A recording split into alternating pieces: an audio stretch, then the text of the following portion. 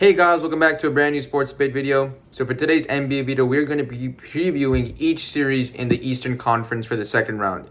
So just yesterday, June 2nd, the final two series in the Eastern Conference first round finished, with Philadelphia beating the Washington Wizards in 5 and the Atlanta Hawks beating the New York Knicks in 5. So now both the matchups for the second round have been officially confirmed. So the first matchup is the 1-5 matchup between the Philadelphia 76ers and the Atlanta Hawks, Philadelphia being number 1 and Atlanta being 5. And the second matchup is the 2-3 matchup, with the Brooklyn Nets being the number 2 seed and the Milwaukee Bucks being the number 3 seed. So what we're going to be doing for today's video is that we're going to be talking about each series, what we should expect in each series, some things we're going to look out for, and also our prediction, what team we think is going to win, and then how many games are going to do it. So we're going to start with the 1-5 matchup, Philadelphia versus Atlanta. So Dylan, what do you got? So, like Shivam mentioned previously, both of these teams kind of handedly won their matchups in round one, obviously, with Philly beating the Wizards and the Hawks beating the Knicks. But I think there's a reason that the Philadelphia 76ers are the 1 seed, and I definitely think that they're a better overall team than the Atlanta Hawks. Obviously, the biggest question coming into the series, I guess, is the health of Joel Embiid, who's obviously going to be the best player for the 76ers and probably on the court. He missed their game. He missed game 5 with a lateral meniscus tear, and he's day-to-day right now. So obviously his health has always been a big factor throughout his entire career. But I hope that he's healthy for this playoff series. And if not, things will change. But my prediction is going to be based off the fact that he will be healthy and that he will be playing games and he will be close to 100%. So I know in Game 5, Seth Curry had a really good shooting night. I think he scored like 28 points on like 60% three-point shooting or whatever. I don't think he'll continue that level of production. I think the biggest question besides Joel Embiid's health is obviously going to be how Ben Simmons plays, how he shoots in the free throw line, if he can attempt any mid-rangers at all to kind of space the floor even a little bit for Seth Curry and Danny Green. I think Tobias Harris has been performing pretty well. I don't know how Rivers is going to play Ben Simmons, mostly because his comments a couple days ago about Ben doing so much more other than shooting. I mean, he's kind of right in that aspect, but shooting is a really big part of the game. And if one of your best players can't hit a shot from past 10 feet out, it's a liability on your team's offense for sure. So I think Philadelphia still has some questions, like I just mentioned, but I think they're still a better team than the Atlanta Hawks.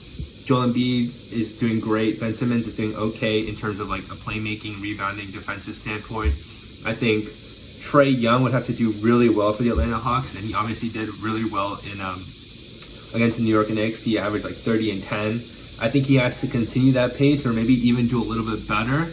And I think in order to be competitive with them. And I think John Collins has to step up. I think Clint Capella has to be doing as good or better than he's been doing recently. I just think Philadelphia, there's a reason that they're the number 1 seed. I think if Joel Embiid is healthy and that everyone continues their level of play that they have been doing during this first round, I think Philly will take this not in 5, because I think definitely the Hawks are better than the Wizards. So I'm gonna take the Sixers in 6 games, unless Joel Embiid is not healthy, and then if not, then I'll probably take them in 7. So I also have the Philadelphia 76ers winning this series. Like Dylan mentioned, they are the number 1 seed for a reason. They have an MVP candidate on their team in Joel Embiid. They have a Defensive Player of the Year candidate in Ben Simmons, and I personally think he is a Defensive Player of the Year. And they also have lots of shooters on the outside with Seth Curry and Danny Green, and they also have a very good third option in Tobias Harris. So it's a very good team that the Philadelphia 76ers have, but it's also a good team that the Atlanta Hawks have. Like Dylan mentioned, Trae Young had a fantastic series against the New York Knicks. He had 29.2 points and 9.8 assists in the game against the Knicks, but he's going to have to continue to play at that level. He's going to have to continue being a playmaker with those 9.8 assists. He's going to have to continue to shoot well from the field. He shot 44.1% in the playoff series against the Knicks. I think he has to get closer to 50 percent from the field if the Atlanta Hawks are gonna have to be if they want to be competitive in this series. And same thing for Clint Capella, as Dylan mentioned, that Clint Capella has to play at the level he's playing right now, if not better. It's gonna be interesting to see the rebounding between Joel Embiid, assuming he's healthy, and Clint Capella, because Clint Capella averaged 13.4 rebounds a game, and I think he was the league leader in rebounds per game in the regular season. I could be wrong about that, but I mean, he's been a fantastic rebounder, so it'll be interesting to see how that goes. But once again, Philadelphia is a much better team, so that's why I ultimately have them winning the series as well. Now, if Joel Embiid is healthy, I think Philadelphia can pull this off in 5. But if he's not, maybe if he's missing like the first game, kind of like a what do you call it, like a Utah-Memphis situation where Mitchell missed the first game. So, the Memphis Grizzlies got a game, and then Don Mitchell came back, and then they won the next 4 games in a row. So if Joel Embiid plays all games, I think Philadelphia can win in 5. But if he misses the first game, I think Atlanta gets an extra game, and Philadelphia ends up winning it in 6.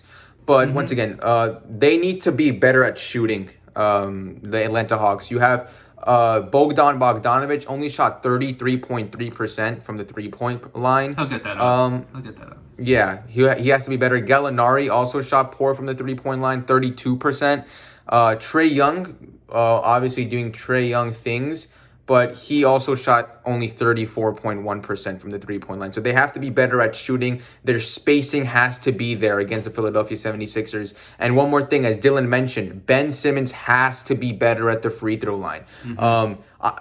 He averaged nearly a triple-double, 14.8 points, 10.2 rebounds, 9.2 assists in the series against the Washington Wizards. But he only shot, and brace yourself, 35.7% from the charity stripe. I mean, that's just not good.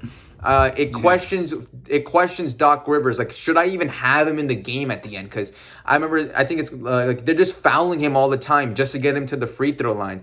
And you can't blame the other team because he's such a poor shooter. So I mean, he needs to be better from the free throw line. So we'll see how Doc Rivers handles that situation at the end of the game, whether he decides to keep Ben Simmons in or not. But once again, I have either Philadelphia winning in 5 or 6, depending on the Joel Embiid situation. But yeah, that's my prediction for this series. Any final thoughts, Dylan?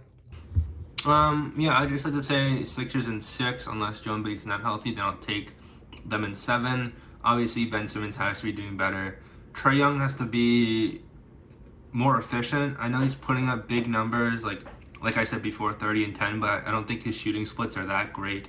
I think he has to raise his efficiency if he wants to contend with the efficiency of Joel Embiid in the paint. But yeah, I think, the Hawks have some shot of winning this. I wouldn't give them a big shot, per se, maybe like a 15% chance of winning the series. But I think, Joel Embiid is a big question, Ben Simmons is a big question, and then Trae Young and Clint Capella are the big questions on the Hawks team. All right, so now let's move on to the other matchup that we have in the Eastern Conference. And this matchup is my favorite matchup, not only because I'm a Nets fan, but also it's a very competitive matchup. Yes. We have the Brooklyn Nets at number 2 seed and the Milwaukee Bucks being the number 3 seed. So this could arguably be the series of the playoffs. Like, these two teams have a lot of star power. We all know the star power with the Nets with Kevin Durant, James Harden, and Kyrie Irving. And then you obviously have Giannis Antetokounmpo, Khris Middleton, and Jrue Holiday on the Milwaukee Bucks side. So this is going to be an extremely competitive series. And one thing that I'm really going to be looking out for in this series is how the Nets guard Giannis Antetokounmpo. That is going to be the biggest question mark in this series, because the Nets in the series against the Celtics, they put out a small ball lineup, right, where they had the big 3, then Joe Harris, and they had Blake Griffin as the center. That's just not going to work against the Milwaukee Bucks. Maybe they do put out Blake Griffin in the starting lineup. And I looked at some stats. In the regular season this year, Giannis shot 37.1% when guarded by Blake Griffin. And another important thing to keep in mind, Blake Griffin drew 25 charges this season.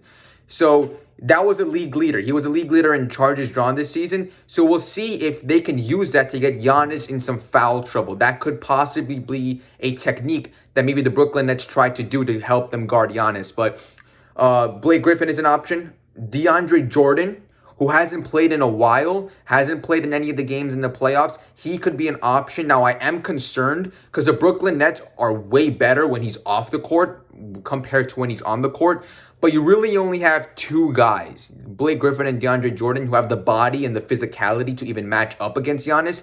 Giannis would just run over anyone else. Maybe you could put Kevin Durant, but I think Kevin Durant is more equipped for guarding another Khris Middleton or Jrue Holiday potentially, not Giannis Antetokounmpo. So it's either going to be DeAndre Jordan or Blake Griffin. DeAndre Jordan, Giannis was a little better against him, 45.5% shot against DeAndre Jordan. And also Blake Griffin is a significantly better at closing out when it comes to shooting compared to DeAndre Jordan. So it'll be interesting to see the strategy the Nets go with here. And Nicholas Claxton, he's the only other center on the team besides DeAndre Jordan. And he's only Giannis has 30 to 25, 30 pounds on him. So that probably wouldn't be a matchup that the Nets would want to go to too often. So that's really the big thing for me. How are the Nets going to guard Giannis?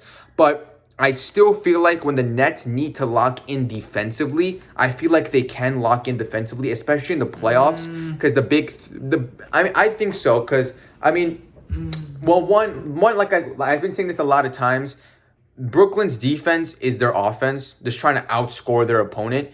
But I feel like if the Nets desperately need to get a stop, I feel like they can. I know that they're not that great of a defensive team, and I know Milwaukee is miles better than them defensively, but I feel like the Nets, yes, Jrue Holiday, Khris Middleton, Giannis are great defenders, but I just feel like it's going to be hard with Joe Harris in the corner, Landry Shamet in the corner. You also have to worry about them. I just feel like the Nets are going to win this series. Yes, there is some bias in that since I'm a Nets fan, I will admit. But I definitely do feel like the Nets are going to win this series. But I also wouldn't be surprised if the Milwaukee Bucks win this series. This series is just so close. And I am a little scared as a Nets fan when it comes to the defensive side and Giannis. So I think this series does go to 7. I really do. But I also think the Nets are going to win in 7. So that's my prediction for this series. I think you brought up a really good question of who is going to guard Giannis. How are the Nets going to guard Giannis? And you see it in the playoffs these last few years.